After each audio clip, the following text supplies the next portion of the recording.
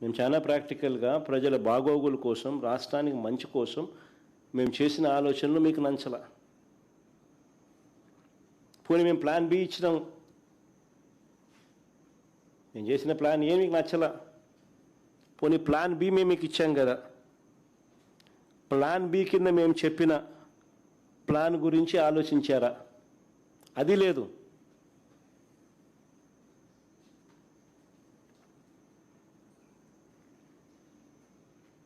కొద్ది నెలల కిందట నేను చెప్పిన మచిలీపట్నం టు విజయవాడ 70 కిలోమీటర్లు, విజయవాడ టు గుంటూరు మరో 40 కిలోమీటర్లు. మచిలీపట్నంలో మేము కడతా ఉన్న పోర్టు, మా హయాంలో పోర్టుకు శ్రీకారం చుట్టాం, పనులు మొదలుపెట్టాం, పర్మిషన్లు తెచ్చాం, ల్యాండ్ ఇచ్చాం, ల్యాండ్ కొనుగోలు ఇచ్చినాం, ఫైనాన్షియల్ క్లోజర్ కంప్లీట్ చేసినాం.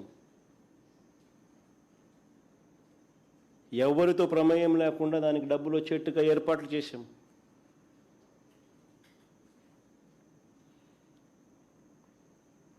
ఈరోజు చెన్నై అనేది పోర్ట్ సిటీ, బాంబే అనేది ఈరోజు పోర్ట్ సిటీ. ప్లాన్ బి కింద మేము చెప్పినాం మచిలీపట్నం టు విజయవాడ 70 కిలోమీటర్లు, విజయవాడ టు గుంటూరు మరో 40 కిలోమీటర్లు, మొత్తం ఈ 110 కిలోమీటర్లు నేషనల్ హైవే రోడ్డు ఉంది. ఈ నేషనల్ హైవేకు కాస్త అటు ఇటుగా ఈ మొత్తం క్యాపిటల్ ఏరియా కింద డిక్లేర్ చేయండి.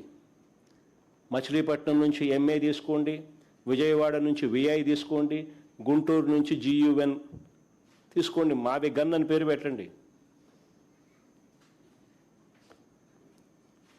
మచిలీపట్నం, విజయవాడ, గుంటూరు, మా వి గన్.